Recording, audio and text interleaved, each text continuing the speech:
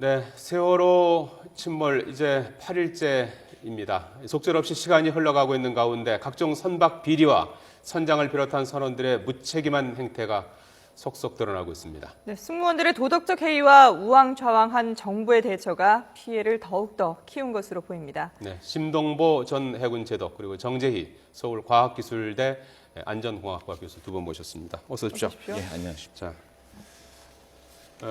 아직까지 사고 원인이 이제 정확하게 드러난 건 아니지만은 현재까지 보시기에 우선 그 심동보 제독께서 보실 때는 그 오늘 시점에서 이렇게 볼 때 사고 원인이 무엇이라고 보십니까?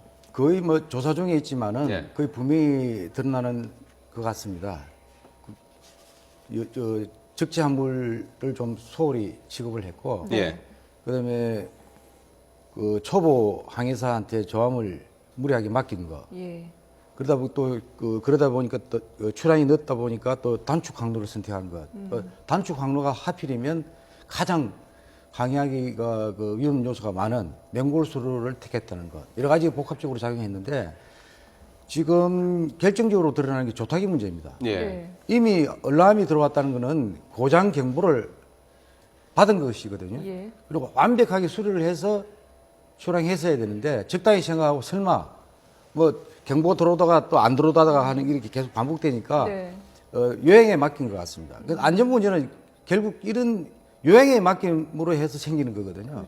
그래서 이거는 절대 그 출항해서는 안 되는 결격 사유입니다. 예. 그 단계별로 출항 전 점검을 다 시간별로 하거든요.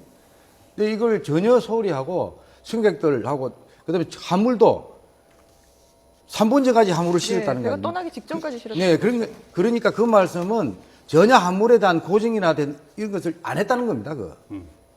그래서 여러 가지가 복합적으로 작용해서 결국 저런 불상사가 생기는데 차제에 한번 심각하게 이거 짚어보고 예. 대책을 강구해야 될 것 같습니다. 네. 다른 각도에서 원인을 또 짚어보면 어떨까요? 네. 다른 각도에서. 예. 이 배가 일본에서 18년 된 선박을 우리가 사들인 겁니다. 네.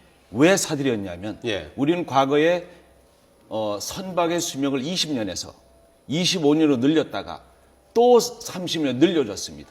그렇기 때문에 노후 선박을 사들이는 과정에 이미 이 배와 유사한 선박이 같은 해양 회사에서 조선소 같은 회사에서 만든 배가 이미 2009년에 똑같은 원인으로 사고가 났습니다. 그러니까 이 배는 결과적으로 평형을 잡기 어려운 구조적인 배였는데 네. 그런 배를 우리는 30까지 연장을 해주니까 싼 값에 한 10분의 1 가격을 사다가 거기에 대한 원인도 개선치 않고 그대로 투입을 한 거예요. 더군다나 결정적으로 일본은 이 사회적으로 20년이면 전부 다 폐기하는 걸로 다 정리가 돼 있는데 네. 예. 여기서 또 중요한 게 있습니다. 일본에서는 그런 사고 난 다음에 반드시 이 컨테이너 같은 건 철제로 돼 있는 체인으로 반드시 묶어 단단히 조이도록 돼 있습니다. 예. 근데 우리는 이번에도 나타났지만 거의 고정을 안 해서 순간적으로 이게 몇 톤입니까? 이 앞에 이 화물선에 이 앞부분 밑에 있는 이 컨테이너가 쉬운 8개가 2층으로 쌓여 있거든요. 예. 그럼 이게 560톤이라는 얘기예요. 560톤. 이것이 제 정도로 고박이 안 돼 있으면 무너지면서 특히 1층에 있는 컨테이너와 2층에 있는 컨테이너를 다 체결하도 핀이 있는데 네. 그것도 안 돼 있고 등등 해서 직접적으로 보면 본질적으로 이 배를 우리가 사들인 게 문제지만 이렇게 유인을 한 거는 우리 법에 25년 수명을 30년에 바꾼 결정적이다 이거죠. 그래서 예. 이걸 바로 우리가 개선해야 돼요. 배를 지금 증축한 것도 계속해서 문제가 되고 물론 있지 이 않습니까? 배를 증축하면은 예, 당연히 일본에서 무게중심이 이제- 올라가기 예. 때문에 지금 일본에서도 너네 우리 보고 뭐라 하는지 압니까? 잘못 이 구조 개선해서 사고 났다 하는 거고. 근데 예. 그건 사실입니다. 이게 무게중심이 올라가니까 수평 방향 잡기 위해서는 더 보완이 돼야 되는데 그런 거 없이 예. 없이 단지 싼 배 사다가 거기 버리는 건데 일부 우리 마음대로 보완해가지고 운행한 것도 네. 결정적인 요인이라고 생각합니다. 증축과 과적이 계속해서 이제 지적이 되고 있는데 이걸 저희가 이제 그래픽으로 한번 정리를 해봤거든요. 보면서 좀 설명을 해주실까요? 자, 지금 보면은 증설 전후의 화물 중량 비교가 나오고 배 있는데요. 뒤쪽을 지금 조금 더 올린 거죠. 배 뒤쪽에 이제 빨간색으로 표시된 네. 예, 5층. 5층의 태크롤 5층 강당. 데크를 하고 강당이나 전시실로 이제 개조를 한 거고요. 예. 그리고 4층에도 객실을 증설하고 4층은 저 앞쪽으로 좀 네. 증설을 한 것 같고요. 3층은 객실 역시 객실의 이 탑승 인원을 증가를 시킨 거네요. 그래서 지금 무게 중심이 증설 전에는 11.27m였는데 이게 증설 후에는 11.78m로 51cm가 증가했다고 합니다. 그리고 네. 탑승 인원도 증설 전에는 804명이었는데 증설 후에는 921명을 태울 수 있게 됐다고 합니다. 무려 100명이 넘게 증가가 된 건데요. 그러니까 예를 들어서 예. 예. 저는 무슨 이 선박 전문가는 아닙니다만 네네. 예를 들어서 저렇게 되면 이 수평 잡기가 더 어려워지기 때문에 이 수평을 잡아주는 네. 물을 평형수라는 물을 더 늘려야 된답니다만은 소위 말해서 또 짐을 많이 싣다 보니까 이번에 짐을 많이 싣다 보니 그 자체가 제대로 됐겠나 하는 이런 건데 이 자체가 어느 과정에서 검사돼야 되냐면 네. 선박이 출항하기 전에 마지막 검사 때 소위 말하는 이 정확하게 이 화물의 무게와 예. 이 평형수 관련해서 안전한 상태 됐냐를 검사를 해야 되는데 네. 이 검사 주체가 누구냐는 겁니다. 주체가. 이 검사 주체가 원래 검사 안전 검사는 제3자가 네. 객관적인 입장에서 검사를 하도록 되어 있는데 예. 결국 이거는 소위 말하는 선주들의 모임인 2,000명의 선주들의 모임인 협회에서 이 검사권을 가지고 네. 그러니까 대충 봐주고 넘어가는 체제로 왔기 때문에 이번에 사고 촉발은 가장 큰 원인 중에 하나가 또 이 검사권을 협회가 가지고 있어서 이건 예. 즉시 제3의 기관으로 옮겨야 됩니다. 예. 네. 그 검사와 관련한 얘기는 조금 이따 예. 한번 다시 한번 네네. 주시기로 하고요. 여객선의 이제 중량도 이제 늘어나게 되는데요. 그거 한번 잠깐 보시겠습니다. 예, 여객선 중량도 기존에 5,926톤에서 6,100여 톤으로 이렇게 늘어나고요. 또 화물 적재 중량은 기존에 3,900여 톤에서 3,700톤. 이거는 이제 화물 적재 중량은 조금 줄어든 거죠?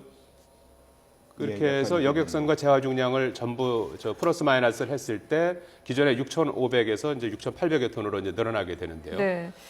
그리고 지금 적정 화물량이 987톤으로 되어 있는데 예. 이거를 실제 이 화물량은 3배가 넘는 3,608톤까지 실을 수 있도록 이렇게 지금 바뀌었다고 합니다. 이게 뭐 어마어마한 차이 아니겠습니까? 3배 정도 예. 더 실을 수 있다는 게. 그리고 저렇게 3배 이상씩 이렇게 화물을 실을 수가 있는 겁니까? 자, 그러니까 여기서 한번 잘 보죠. 네. 원래 일본에서 이걸 설계해서 만들 때 예. 예?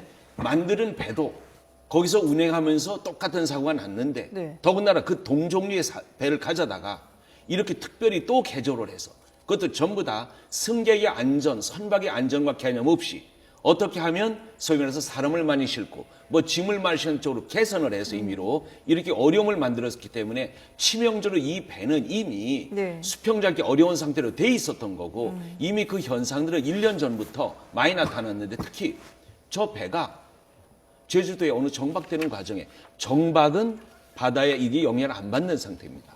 그런 상태에서 거의 15도 정도로 이게 기울어 가지고 계속 이게 수평 잡기 어려우니 배를 고쳐달라고 했는데도 네. 불구하고 회사에서는 이거를 고치지 않고 지금까지 가다가 사고 낸 겁니다. 자, 심동보 제동님. 네. 이게 조타기라고 하면은 이제 뭐 자동차로 하면은 이제 핸들이라고 할 수 있을 네. 텐데 핸들이 고장난 채로 이게 뭐 운전을 한다는 게 일반적인 운전자 입장에서도 상식적으로 말이 안 되지 않습니까? 그렇습니다. 네. 얼마나 위험합니까?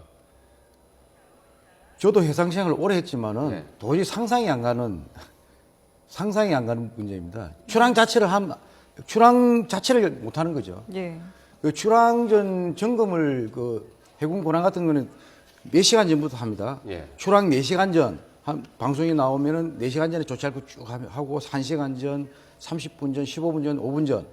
5분 전 되면 예를 들면은 아무도 탈 수도 없어요. 외부 인원이. 모든 출항 준비 완료된 상태인데 네. 단계별로 처음에 체크리스트가 되어 있습니다. 네. 예. 하나하나 체크하면서 해서 최종 선장까지 출항전 보고서를 받고 네. 이 장비부터 인원 뭐 이런 경우에는 저 승객들까지 정확하게 파악해가지고 출항하거든요. 그런데 네. 만일에 조타기가 고장 났다 아니면은 고장 났다가 안 났다가 이런 식으로 얼람에 들어왔다가 나갔다가 이런 상황 아닙니까? 불안하다 이거 선장이 판단하는 거죠. 이거 출항이 불가. 수리해서 나가기 때문에 승객들한테 출항을 몇 시간 연기하더라도 수리해서 나간다. 양해를 구해야죠. 왜?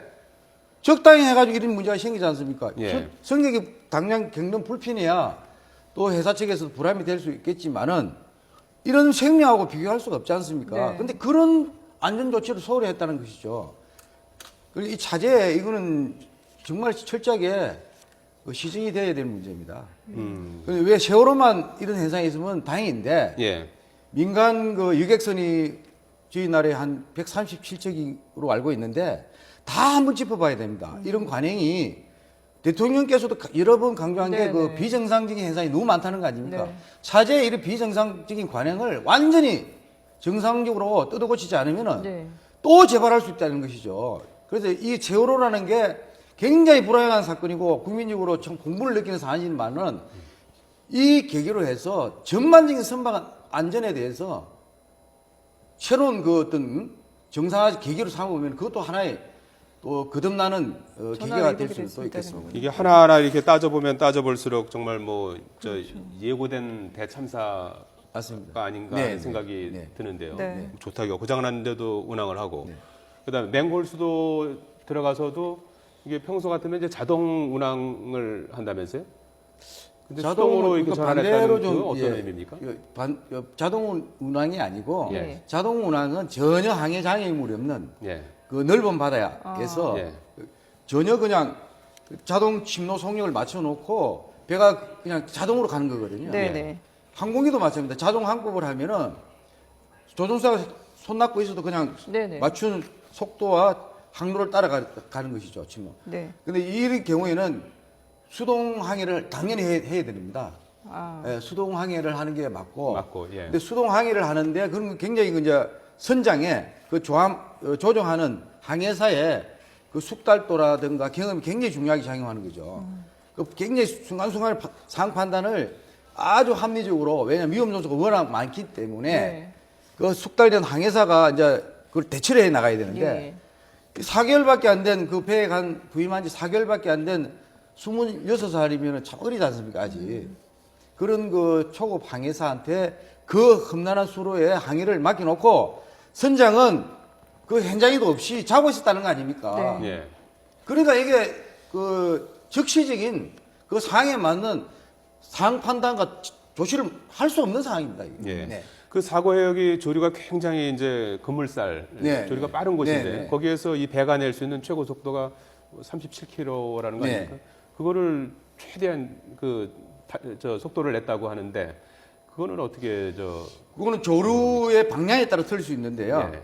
조류가 예를 들면 뒤로 내려올 때 역조류, 예. 그런 게 조류가 거꾸로 빠지는 상태이지 않습니까? 그러면 배가 진행하는 방향에서 이렇게 받을 수 있지 않습니까? 이때는 속력을 높이는 게 조정이 오히려 그 컨트롤을 용이합니다. 예. 왜냐면 조류에 휩쓸리게 가니까 조류의 영향을 더 받기 위해서는 속력을 높이는 게 오히려 안전할 수도 있어요. 꼭 속력 문제가 중요한 게 아니고 예. 경험 없는 그 항해사가 네. 속력을 이게 제대로 한 건지 그 제가 참 의구심이 되는 게 그 속력에 대한 확신을 가지고 했는지 그것도 좀 의구심이 됩니다. 예. 근데 사실 뭐 이게 조타라든지 그 선원들의 부실도 지금 여러 가지 지적이 되고 있지만 이 사고를 보면은 위기 관리 매뉴얼이 과연 있긴 있었는지 의문이 들 정도거든요. 이게 왜 이렇게 안 지켜지고 있는 걸까요? 자, 위기관리 매뉴얼이 예. 저 33종을 정부에서 만들고 시행규칙 만들고 기본적으로 세부 방침까지 하면 200여 개 이상 정도로 만들어졌지만 특히 네. 해수부는 네. 작년도에 매뉴얼을 만들었는데 이 자체가 모든 이 현장에 보내서 철저하게 교육 훈련이 돼야 되는데 그게 전혀 안 됐습니다. 어느 정도 안 됐다고 생각하냐면 실제로 이 회사는 비상식 매뉴얼에 의해서 충분히 평소에 안전교육을 전혀 안 했기 때문에 네. 이런 결과가 나왔고 만약에 그것만 제대로 했으면 지금 얼마가 있었습니까? 충분히 다 많이 구할 수 있었는데 그래서 앞으로 중요한 문제가 위기관리 매뉴얼이 만들어지면 내꺼화시켜서 철저한 교육훈련을 통해서 모든 선장부터 선원부터 모든 승무원들이 다 익숙화돼서 네. 유사시에 그대로 쓸 수 있는 쪽으로 바꿔져야 된다는 얘기예요. 선박회사가 이런 그 매뉴얼에 대한 교육을 하지 않아도 정부가 어떤 그 전혀 거기에 대한 대응이 없었던 자, 그런 문제 이 아닐까요? 회사도 이 규정이 다 예. 돼 있어서 열흘에 한 번씩은 안전교육 하도록 돼 있습니다만은 거의 안 한 걸로 지금 나타나고 있고 네. 받지도 않았다는 겁니다. 말하자면 우리나라가 이 선박회사뿐이 아니고 많은 사업장도 뭐가 있냐면 위기관리 매뉴얼, 뭐 안전수칙 다 돼 있는데 네네. 평소에 비상훈련을 충분히 해가지고 위기관리 능력을 높여야 되는데 이런 것들이 소위 말해서 규모가 작다, 뭐 예산도 작다, 돈도 없다는 명목으로 서서히 안 되고 있는 거고 이 회사도 유사한 쪽으로 해서 거의 이루어지가 않은 상태입니다. 이번 사고를 얘기하면서 이제 뭐 큰 아쉬움으로 남는 게 이제 초기에 골든 타임을 놓쳤다는 거 아니겠습니까? 예, 정말 아쉽죠. 골든 타임에서 어떻게 했어야 되는 겁니까? 자, 우선 회사가 정확하게 이 비상 훈련이 잘 돼 있으면 이렇게 됩니다.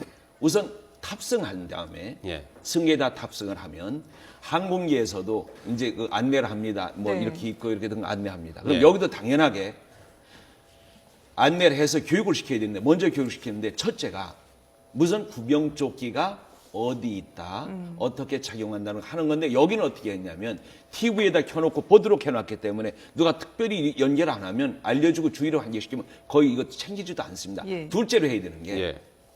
자, 이 배에서 위기 상황이 처리 되면 우리가 어떤 경보를 내릴 거고 그다음에 우리가 안내를 할 거다. 그래 믿고 다 따르는데 자, 지금 어느 방 어디 얼마 인원이 있다. 그러면 우리는 유사시에는 누구가 거기다 책임자가 있다. 그럼 책임자 인솔하에 우선순위를 부여할 테니 거기로 쭉 나가서 저 대피하고 있어라. 해놓고 준비를 딱 했으면 네. 그다음에 그러고 나면 통로도 한 개가 아니라 두 군데로 나눠서 이렇게 쭉 나가서 올라갑니다. 그럼 올라가서 지금 44개의 이 구명보트가 있으면 그거는 바로 다 이 사람들이 다 내릴 수 있는 거고 네. 또 특히 250명이 탈 수 있는 4대의 구명함도 보트 다 있었거든요. 그러면 시간적으로 따지자고요. 자, 미리 교육된 대로 정확하게 시작이 되면 또 통로도 하나가 아니라 이중으로 나눠서 순차적으로 나가면서 계속 배를 타고 넘어가면 네.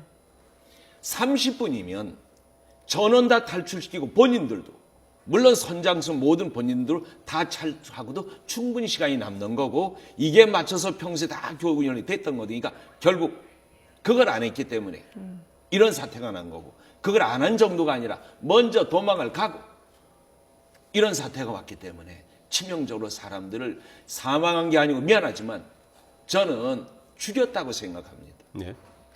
지금 죄송한 얘기지만 이탈리아에서 이 30여 명이 이 사망 사고 난 이 여객선의 네. 선장에 대한 구역량이 2,600여 년 정도로 좀 떨어지고 있습니다. 예. 이렇게 치명적인 잘못이 거기에 담겨 있습니다. 정말 그 골든 타임에 대한 아쉬움은 말로 예. 표현할 수가 없을 정도인데요. 예, 저 앞서 그 식당 칸에 진입을 했는데 식당 칸에서는 이제 이 희생자 수습은 못했다라고 했거든요. 그러니까 저희가 당초에는 식당 칸에 이게 아침 식사 시간이기 때문에 많은 사람들이 있지 않을까 생각을 했었는데 방송에서 제자리로 돌아가라라든지 이런 안내 방송을 했기 때문에 다들 이제 객실로 들어간 게 아닌가 이런 추정을 해볼 수가 또 있을 것 같아요. 네. 근데 그만큼 이 안내 방송도 상당히 중요한데 좀 뭔가 미흡했다는 점이 있는 거죠. 상황을 안내 정확하게 방송이 제일 중요하죠. 그죠. 초동 승객들에게- 조치에서 예. 여러 가지 초동 조치 못하는 게 우리 교수님 말씀대로 그 안내에서 그 구명 라이프래프트로 네네. 안내하고 해서 빨리 다 구출해서 그것도 아주 맞는 말씀이고 네. 제일 중요한 것은 그 세월호에 타고 있는 모든 승객, 승무원들이 사실대로 실시간으로 빨리 예. 인식하는 게 중요하거든요. 네. 그래서 이런 상황은 당연히 선장이 직접 마이크를 잡고 선장이 직접. 예. 저 같으면 그래 하겠습니다. 네. 직접 잡고 배가 침몰하는 상황이지 않습니까? 예. 그러니까 직접 잡고 지금 이런 상황입니다. 승객 여러분. 그래서 지금 구명공이 있고 빨리 외부 갑판으로 나오십시오. 그리고 계속 바뀌는 상황을 알려줘야 됩니다. 그러면은 모든 사람이 각자가 개인적으로 자기 안전을 도모하지 않습니까? 네네. 그 고민을 하면서 살 길을 찾는데 정확한 지침을 주면 딱 맞아 떨어지는 거죠. 지금 박근혜 대통령도 현장에 가서 제일 강조한 게 그거 아닙니까? 가족들한테 현장 대책본부에서 실시간으로 알려주라. 예. 그 다음에 모니터 설치해서 그 영상을 직접 가족들이 확인하도록 그 말씀은 뭐냐면 가족들도 같이 동참하는 것이거든요. 상황을 알아야, 뭐가 알아야 동참을 하는 거 아닙니까? 예. 그러니까 굉장히 그 사실을 사실대로 방송을 통해서 전파한다는 이게 초동조치의 핵심입니다. 근데 그것을 반대로 했다는 거죠.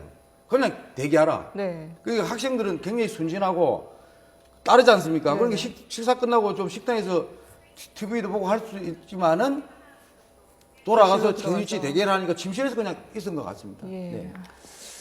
자, 정재희 교수님. 예. 이 지금 뭐 해수부 마피아라는 얘기가 이제 예, 계속 예. 나오고 있습니다. 안전 관리를 해야 되는데 뭐 자기네들끼리 이제 뭐 해운 예. 업계라든지 관리 감독하는 뭐 한국 선급 예. 그다음에 뭐 선박 안전 관리 공단 뭐 이런 뭐 다양하게 있습니다. 네네. 자기네들끼리 다 이렇게 예. 이제 그 주요 자리를 차지하고 이렇게 봐주고 이러면서 이런 것들이 대참사를 불렀다 이런 얘기도 많이 나오는 것 같은데 어떻게 보시는지? 이거는 직접적인 원인 중에 하나입니다. 예. 무슨 얘기냐면 선박 안전을 위해서 여기에 대해서 검사를 하고 관리라고 하는 기관들은 제3의 기관입니다. 예. 네. 내가 하는 게 아니거든. 내가 하는 게 아닌데. 근데 여기서도 어떤 일을 하냐면 이런 선주들 등등의 모임 등에 있는 이런 기관들은 돈이 많이 있습니다. 영향력이 있어요. 그러니까 이런 안전검사권, 소위 말하는 출항전의 안전검사, 거기서 안전검사할 때 핵심이 뭐인지 딱 보자. 물론 사람도 확인하지만 예. 화물이 얼마나 들어갔냐를 보는 게 핵심이고 그 화물이 제대로 체결되는 게 핵심이고 예. 그럼 쟤만 그것만 했어도 이번 사고 안 납니다. 근데 예. 그런 업무를 가져가는 겁니다. 우리나라 정부는 또 이렇게 로비를 하고 뭐 등등 하면 협회가 검사관을 가져간 거예요. 가져가 놓고는 내가 나를 검사하는 거예요. 그러니까 다 봐주고 넘어가는 건데 이게 어디까지 전체 검사기관들의 다양한 정기검사에도 정기검사하는데 자요 여객선을 정기검사하는데 시간이 예. 얼마나 걸린다고 생각하세요? 자동차 검사할 때 1시간 정도 이상 걸리는 정도인데 예. 뭐 10분, 15분, 16분, 20분 얘기 나옵니다. 그래요. 이거는 검사가 아니라 그냥 검사증 주기 위한 행위를 해도 그보다 시간이 더 걸려요. 그 큰 배를 조사하는데 16분밖에 안 그러니까 걸려요. 정기 검사한다고. 예. 그러니까 우리는 더군다나 이런 얘기를 합니다. 야, 우리나라 20년 지나면 이게 1년씩 연장해 줄 때 검사를 해서 넘겨준다 해요.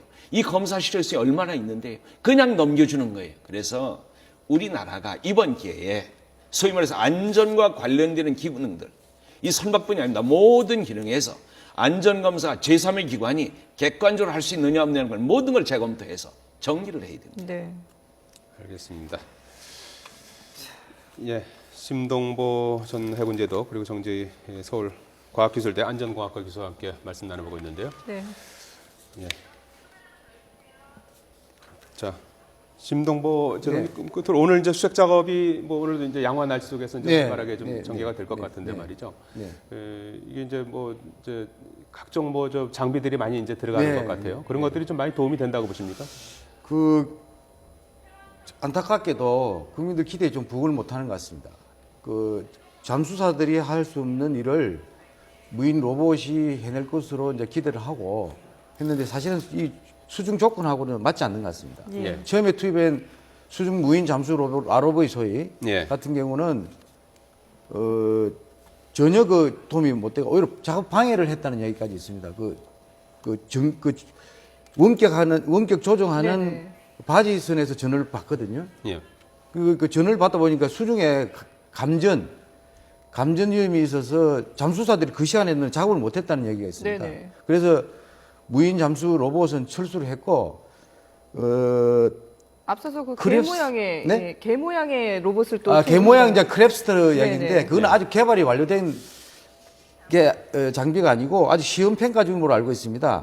크랩스터는 그러니까 그 ROV는 쭉 이렇게 추진력을 가지고 들어가는 것이고 네. 크랩스터는 이렇게 걸어가는 네네네. 로봇이고 다관절 다리가 6개 달린 다관절 로봇인데 네.